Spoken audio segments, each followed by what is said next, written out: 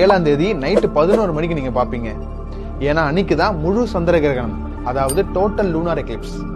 சந்திர கிரகணம் அப்போ சூரியன், பூமி, நிலா இது மூணு ஒரே நேர்கோட்டில் இருக்கும். அப்ப என்ன ஆகும்னா நிலவுக்கு சூரியன்ல இருந்து வரக்கூடிய லைட் ரேஸ கம்ப்ளீட்டா பூமி கட் பண்ணிடும். சோ நிலா பிளாக்கா தானே தெரியணும், ஆனா ரெட்டா தெரியும். ஏன் தெரியுமா?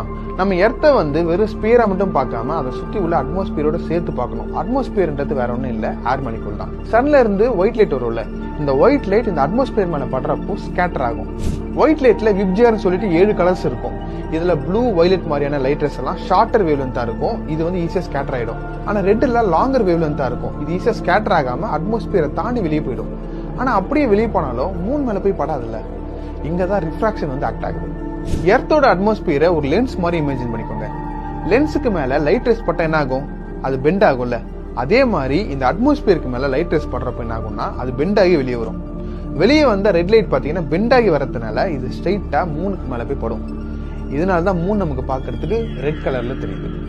இந்த ஈவெண்ட் வர செப்டம்பர் 7ஆம் தேதி நைட்டு 9:58 இருந்து 12:22 வரைக்கும் நடக்கும். எக்ஸாக்டா நைட்டு 11 மணி அப்போ உங்களால ஃபுல் ரெட் மூனை பார்க்க முடியும்.